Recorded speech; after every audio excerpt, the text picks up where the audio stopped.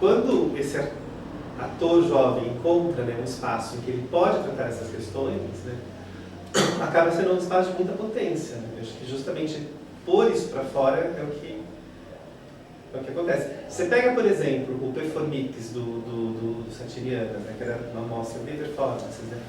A questão da homossexualidade ou do queer sexual era muito presente, assim, né?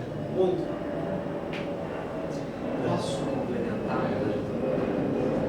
em relação ao suposto teatro gay, entre aspas, eu vejo uma tentativa de, eu não sei se você fez essa análise, talvez esteja me antecipando, é uma análise da encenação, se há um cuidado, um olhar em relação à encenação, ou seja, a escolha do ator, a escolha do diretor em relação ao ator, em relação à montagem do ator.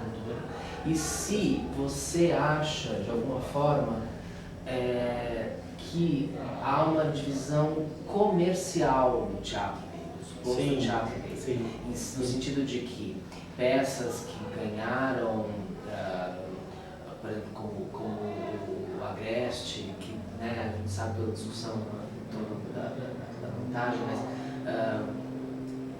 ganharam, ficaram sob os holofotes da crítica e do público porque tiveram repercussão, né? Mas e esse teatro que é apresentado, por exemplo, em pequenas mostras ou em pequenos festivais que nem tem tanta expressão assim, mas que tem uma força confessional, né? Que tem o poder de discutir sobre a questão, mas né, no sentido, você vê essa divisão entre um teatro mais comercial, gay, então esses caras ganharam,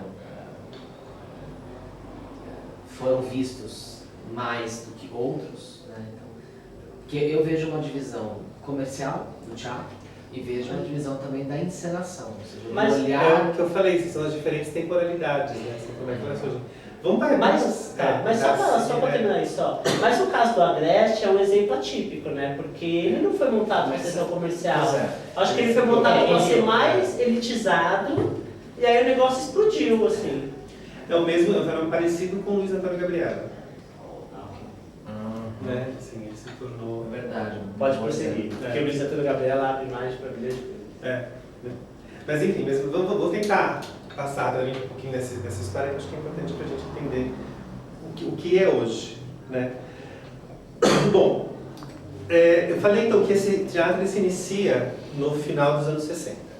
Mas antes já apareciam personagens homossexuais, gays, não chamados de gays, né, enfim, no teatro brasileiro. Né? No início do século XX, a figura que aparecia era a figura do fresco. Era assim chamado, fresco. O que era o fresco? Ele era um homossexual afeminado, né?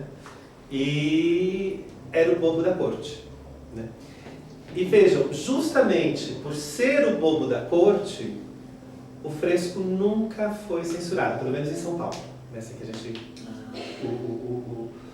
a pesquisa que a gente fez no arquivo, a gente que eu digo porque eu estive orientando para fazer isso, no arquivo Beruel Silveira, que é o arquivo da censura ao teatro, né, do total de 6.200 peças, né, entre 1926 e 1970, né, a gente localizou a figura do fresco várias vezes, e nunca foi censurado. E nunca foi censurado por quê? Porque o fresco, ele é igual a vedete do teatro de revista. Ele brinca com a sexualidade, ele insinua, assim, eu conheço, eu faço, mas fica tudo muito encoberto. E como ele é engraçado, né, esse papel que eu digo de bobo da corte, né, ele não apresentava perigo nenhum.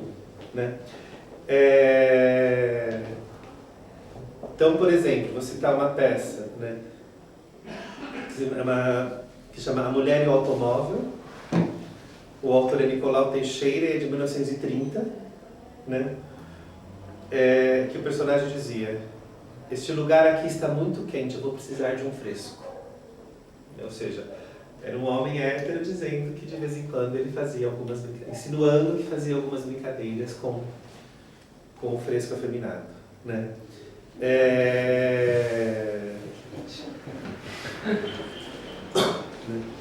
Quente, vapor. Esse lugar está muito quente, vapor, preciso de um fresco para mim, né? A gente já...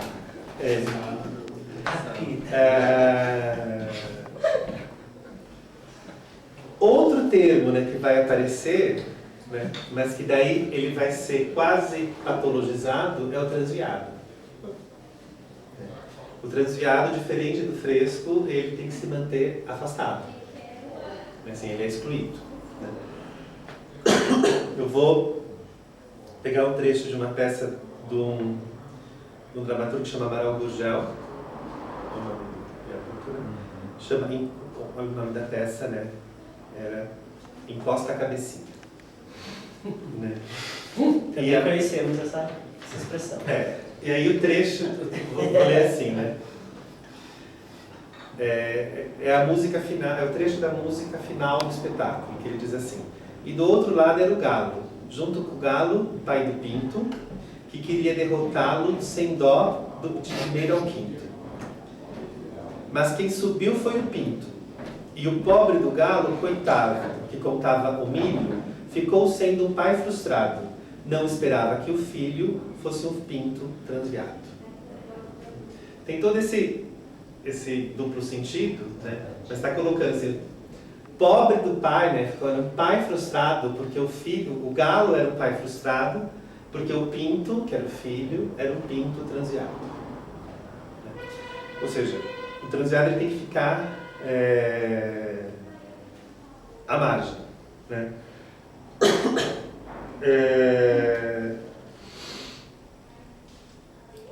Essas duas figuras do fresco, que era bem aceito, e do transviado, que era o doente, então ficava fora, né? Só vão desaparecer na década de 60. Mas aí na década de 60 vai surgir um outro personagem, e esse sim vai dar muito trabalho para a censura, que é o entendido. O que era o entendido? Era o homossexual que reivindicava direitos. Vamos pensar, década de 60, né, começa lá, movimento gay dos Estados Unidos, movimento feminista, todas as reivindicações, né, da Primavera de Praga, do Maio Francês, de 68, tudo. Então, o entendido está no bojo dessas mudanças, e o entendido ele quer pertencer. Ele não quer ser o bobo da corte, como o fresco, e nem o doente segregado como o transviado. Ele quer ser encarado ali como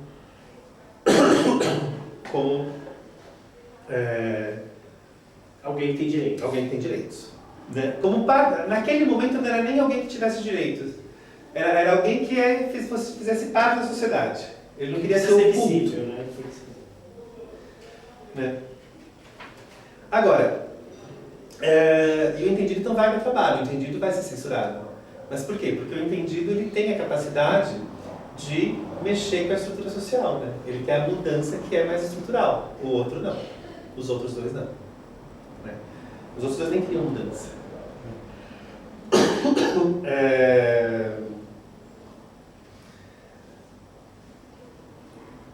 E muitas vezes, no caso do Brasil, né, essa censura que se fazia aos entendidos, né, quando a gente pega o manual de censura, é muito engraçado, porque censura, desde 1967, ela era profissão. E como profissão, você tinha concurso público para censor. Né? E assim como concurso público para hoje, né, tinha as apostilas para estudar. Né? As apostilas são incríveis de a gente ler, né? Porque tem um capítulo específico sobre homossexualidade, como censurar a homossexualidade, homossexualismo, né? Assim, o que pode, o que não pode, beijo que beijo, assim, se aproxima, se não aproxima, se dois homens de mão dada já sabe, tem com critérios, né? E o entendido também é completamente banido, né?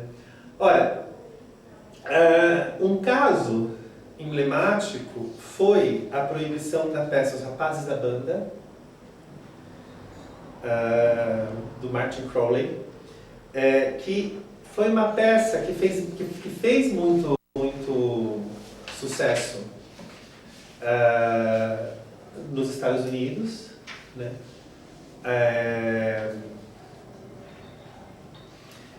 O Martin Crowley, ele tem, vocês vão saber quem ele é daqui a pouco, porque ele era cabeleireiro da Vanessa Redgrave, né? E ele contava muitas histórias dos amigos gays dele. Imagina, né, assim, Nova York, em 1970, todas as histórias que você pode imaginar, assim, pós-revolução sexual, pré-AIDS, né? Sabia de tudo, né? E ele contava tantas histórias que a Vanessa Redgrave chegou para ele, deu um dinheiro para ele, que era o equivalente ao salário dele de 1 ano, e falou assim: você vai pegar esse dinheiro e vai fazer uma peça. E vai escrever sobre isso. Assim, você não precisa trabalhar durante 1 ano, você vai só fazer isso. E ele foi a única peça dele, que são os rapazes da banda. Tem no YouTube, dá pra assistir. Dá pra assistir o filme, né? O filme.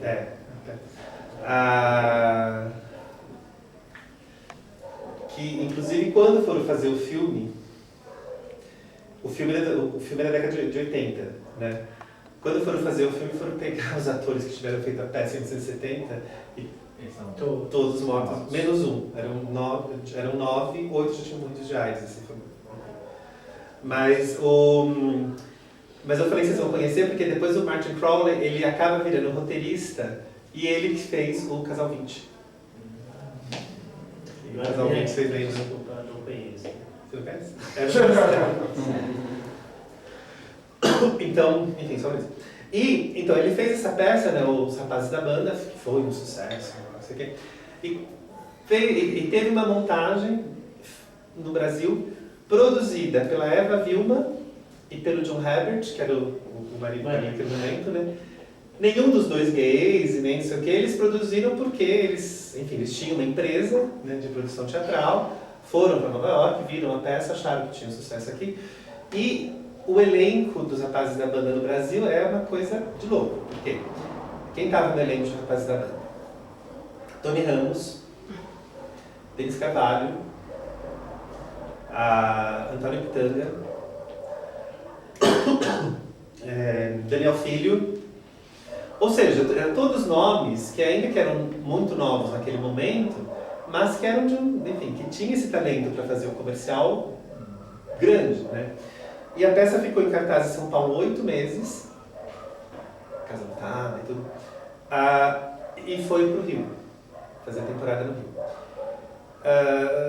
Fez uma apresentação, no dia seguinte a censura do Rio resolve proibir a peça. E naquela época não tinha lei de incentivo. Como é que as pessoas sobreviviam, né, no teatro? Elas faziam empréstimo no banco, montavam a peça, e aí durante a temporada, aquele tempo as temporadas eram mais longas, tinham mais apresentações, enfim, dava para viver disso. Durante a temporada, com a bilheteria, iam saldando a dívida no banco, né? Ora, eles tinham acabado de estrear no Rio. E tinham acabado de fazer o financiamento para estrear no Rio. A Eva Vilma conta que eles demoraram 3 anos para se recuperar disso. E a desculpa que foi dada era que a esposa de um coronel tinha visto e tinha ficado chocada, né? A peça, ela não tem nada de escabroso, assim. São 8 amigos gays que estão fazendo uma festa, né? Aí tem várias histórias paralelas, né? Porque foi como a Vanessa Redgrave pensou, né? Se você me conta tanta história, junta tudo e... porque na verdade não é nada do que a gente... 8 amigos gays numa casa de praia. No final de semana lá, a gente volta com milhões de histórias. Né? Que ano foi isso no Rio de Janeiro? 70. Não, 70 foi em Nova York, 72 no Rio. 72 no Rio.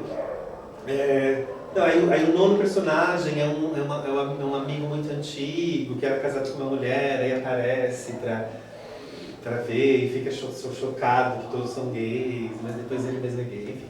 Não tinha nada assim, né? Mas é legal o texto. A gente fez uma leitura uma vez lá no Museu da Língua Portuguesa. Tenho traduzido. Você traduziu? Você traduziu? Eu traduzi e a gente fez uma leitura, eu não lembro em que ano, mas a gente só fez com o João Federici. O João Federici tinha a ideia de montar, mas não conseguiu. Mas a gente fez uma leitura com direção da Vivian Bocup, lá no Museu da Língua Portuguesa. Dentro do Mix, né? No Drama Mix. Dentro do Mix Brasil, Foi faz um tempo. Bom, mas aí que eu estava falando, a homossexualidade ela podia ser usada, né, como desculpa, porque a peça foi proibida por ser uma peça de entendidos, né?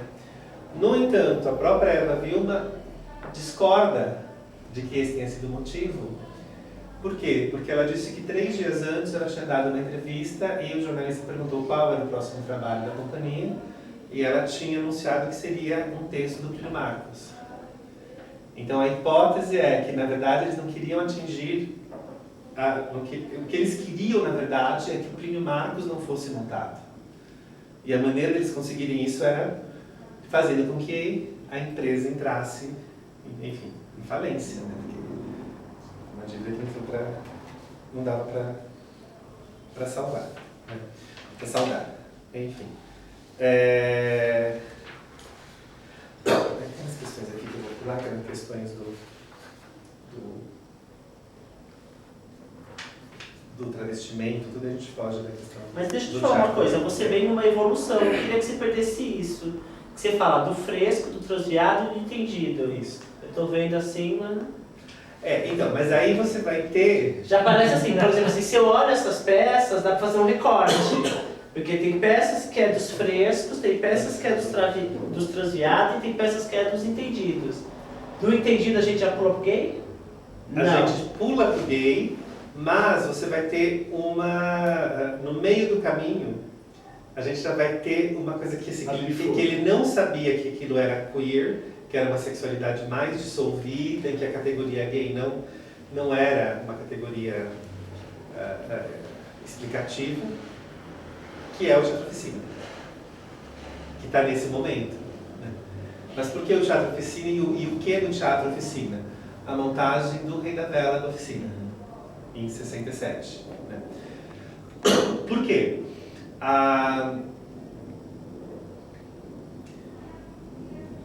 Essa montagem, todo mundo fala muito dessa montagem do Rei da Vela de 67, porque o texto era o texto do Oswald de Andrade, que ele escreveu em 34, se eu não me engano.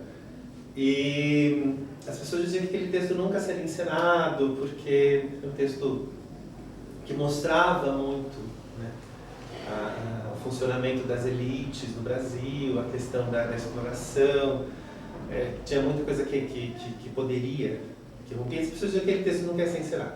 Né? E, de fato, a primeira encenação foi do Zé Celso, foi do Teatro Oficina. Né? Não dá para separar a Oficina de Zé Celso, não prefiro falar Zé Celso do Teatro Oficina, porque... mas foi do Teatro Oficina. E, para a trajetória da Oficina, foi um divisor de águas. Né? E não só para a trajetória da Oficina. Né? A própria Tropicália, né, tem a história, né, assim, de como é que surgiu o termo Tropicália. Né? Que um dia estava, né, o Nelson Mota, o Hélio de Si, enfim,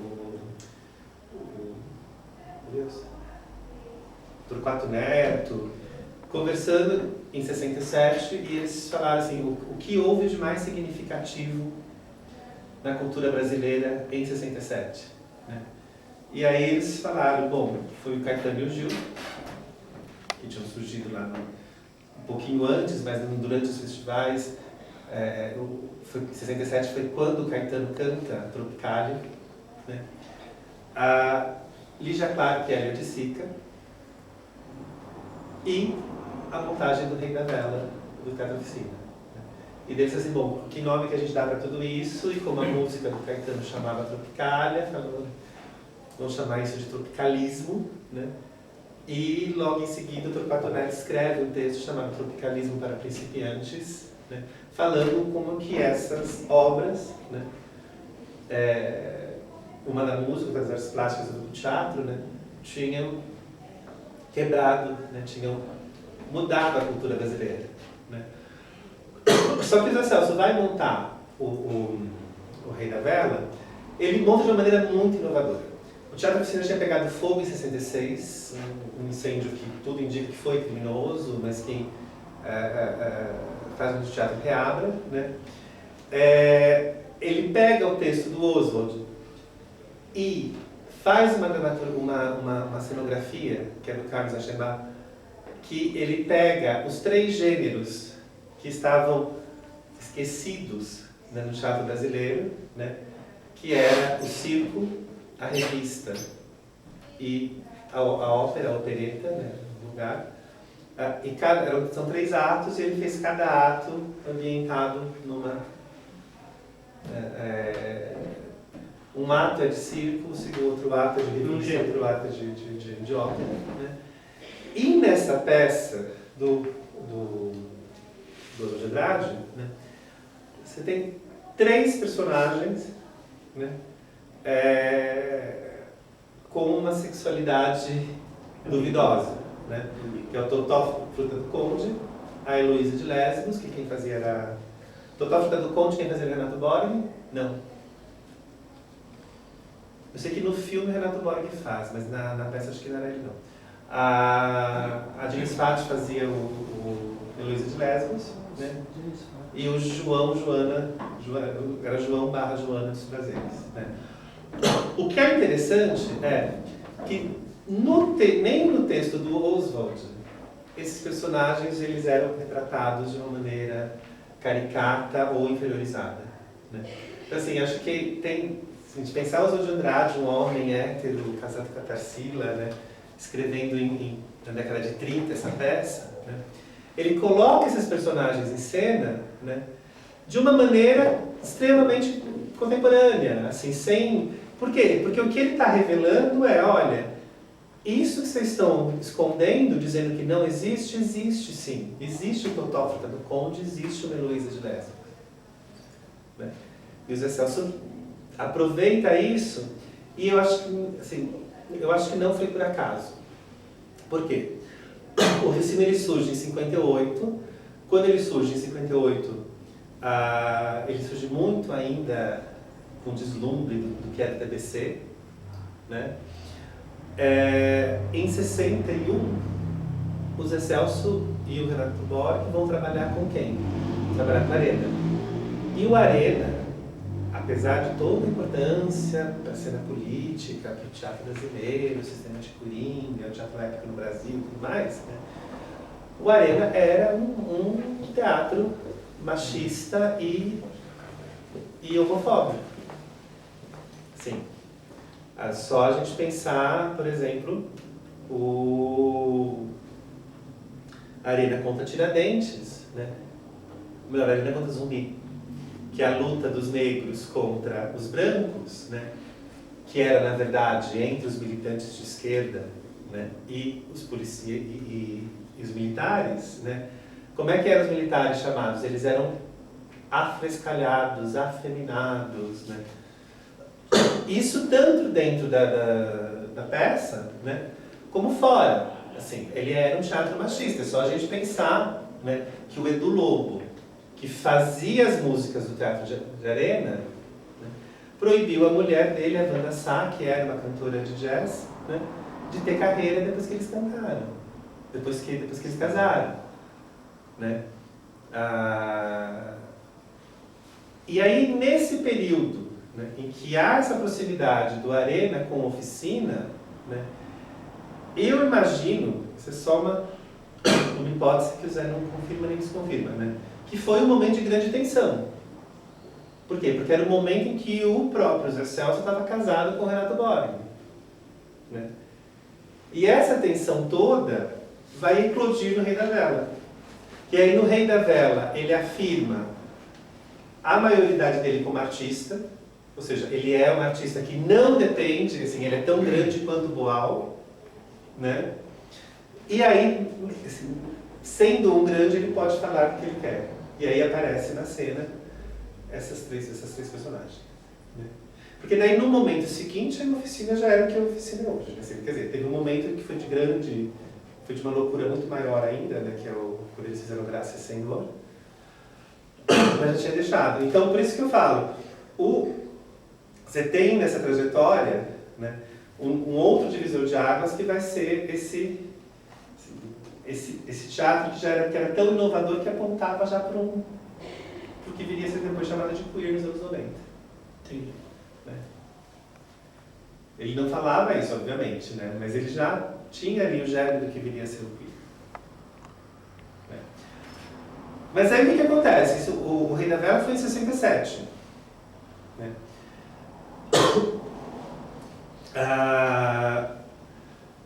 68 vem o AI-5. Né? O Arena fecha imediatamente, após o AI-5. O Oficina tenta sobreviver. Mas aí o Oficina tenta sobreviver já não mais como um grupo de teatro, isso acaba sobrevivendo praticamente como uma comunidade. Né? De vida natural, de vida comunitária, de todo mundo é de todo mundo. Que vai resultar, né, no último espetáculo antes do exílio, que é o Graça Senhor, né, que as pessoas chegavam a ficar 2 dias inteiros no teatro. Não dava para chamar aquilo de teatro exatamente, aquilo já era um ritual, alguma outra coisa. Né? Mas aí o que você vai ter paralelo a isso? Né? Você vai ter o surgimento, você vai ter o trio, né? O Plínio Marcos, Antônio Vivares e Vicente. Por quê? Porque esses grandes teatros não conseguiam mais sobreviver. Né? Era o pior período assim, da ditadura. De 68 a 73 foi quando mais se matou na ditadura. Né? Quando mais se teve medo.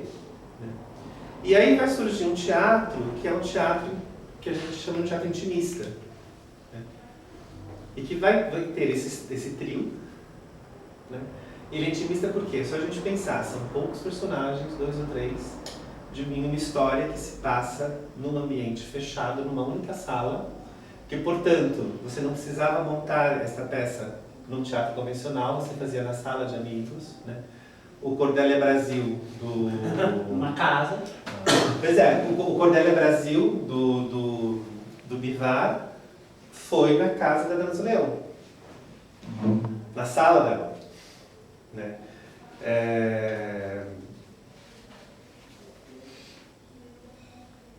Mas ele era intimista também pela questão temática, né?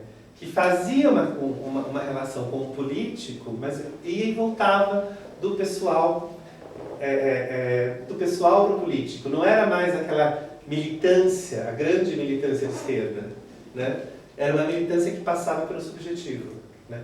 E não por acaso, eu falei desses 3 nomes, né? O Plínio, obviamente, não era gay, né? mas incluía personagens homossexuais com muita tranquilidade em várias das suas peças. Né? E você tem um trio de mulheres. Né? A Consuelo de Castro, a Leila Assunção e a Isabel Câmara, que vão tratar das questões da mulher. Né? Assim, claro, a Consuelo tinha uma pegada mais política, né? Ela falava mais da coisa política. A Leila Assunção fazia textos que eram feministas, mas assim, de uma mulher de classe média que sentia uma opressão, né? Mas que a opressão dela era um pouco colocada de lado. Por quê? Porque o movimento feminista naquela época valorizava a mulher pobre. A Leila faz toda uma dramaturgia, né? Falando dessa mulher de classe média. Mas que também era esse teatro intimista, poucos personagens, né? Um ambiente fechado. Bom, essa geração acaba caindo no exílio também. Né? Assim, ou, né, sobrevivendo muito precariamente, o caso do Plínio Marcos, O Antônio Bivar e o Zé Vicente, eles fazem um alto exílio, né? Por quê? Porque daí nos anos 70 você vai ter uma ou outra manifestação, uma coisinha mais engraçada, assim, um ornitorrinco, pó de minoga, mas vai desaparecer por conta da ditadura e depois por conta da epidemia de AIDS, né? Nesse